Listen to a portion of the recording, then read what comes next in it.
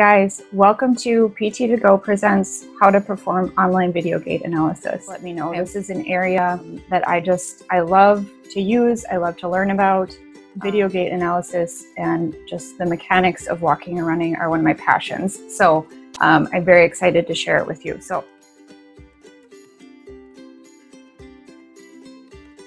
let's talking about why we do these. So I typically will pretty much only do these if their primary complaint of pain or some other symptom is during or after running and walking. So if everything else feels fine, but it's when I'm walking, I feel this pain, or, it's only when I'm running, it comes on and then it gets worse after that. Those kind of things are triggering my brain to be like, okay, well, something is obviously going on with the mechanics during your walk or during your run. So I want to look at that and see what is happening there. And then again, depending on when they're having their symptoms is how you decide, do you take videos of them walking and running or just walking? It depends on what and when they're having their symptoms. A little bit about shoes versus barefoot, with or without orthotics. Again, it all depends on what symptoms are when they're having them. Shoes, I would typically have them walking or running in their normal pair of shoes that they've normally been wearing. If they wear orthotics, I will video them with the orthotics. If that's kind of when their symptoms came on, this is what they were wearing, that's what I want to see. And then sometimes I will take them out of the orthotics and maybe do a repeat video and see what the difference looks like. So maybe the orthotics are giving them too much support. Maybe they don't need the orthotics. Maybe the orthotics are not supporting them enough anymore. Those kind of things you kind of have to play around with depending on what you're thinking. You are probably holding it right now. All you really need is a smartphone.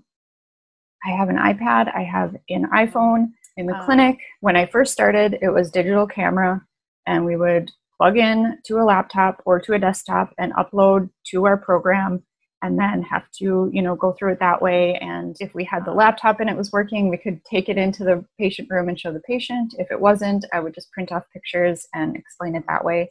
So obviously the smartphone and tablets are amazing right now. And I'll talk about the apps that you can use right on them. So like we did free screenings for people basically at the YMCA, and our software and our network didn't hook up at the YMCA that we were using at work. And so I ended up using my phone and my Dartfish app, and I literally just videoed them with my phone in all the different views that I'll talk about too. And then I pulled them off the treadmill and I said, okay, we're going to go through this. And I slowed it down and I said, yep, I see this, this, and this. So literally, 15 minutes. And I had one done. It doesn't have to take a long time. And again, these were free screenings. So it's really all the clients wanted was just kind of an idea of what they looked like. And so that was really fun for me to do, and just to see how it can work. And treadmill obviously is the other tool that is ideal to have for you and your clients, because you're just getting better videos.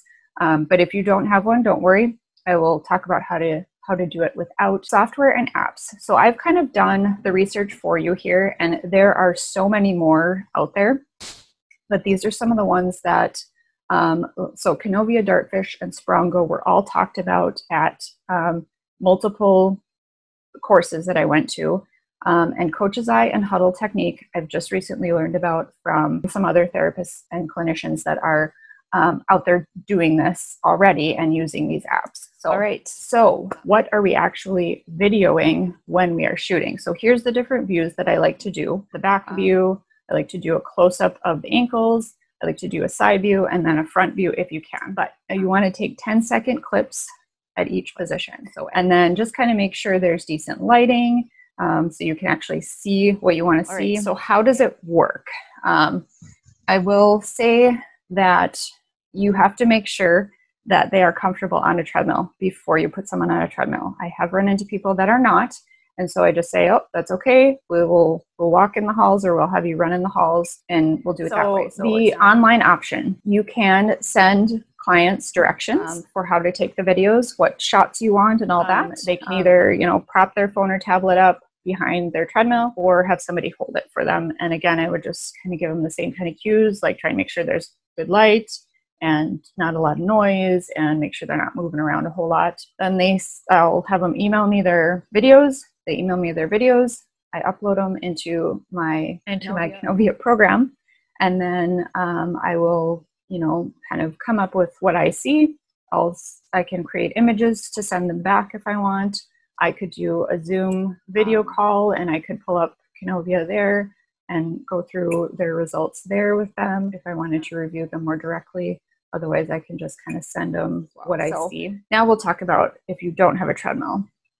It's not a big deal. Lots of people don't, obviously. And if you have a mobile practice, you probably don't, and not all your clients do. Or if they're not comfortable on a treadmill. Like I said, some people aren't. So you just have them walk away, walk back towards. So if I'm with them and they're not comfortable, again, I'm just going to hold it same position as I would if they're on the treadmill, and then I'm just going to have them walk or run away from me. I'll be as close as I can behind them, and then turn around and come back towards me. Again, trying to stay in front of me as long as I can, and then I'll have them run, you know, across the screen. So I can get at least a little bit of the side view. I would love to be able to help you guys as much as I can. Thank you so much for being here, guys. Have a great day.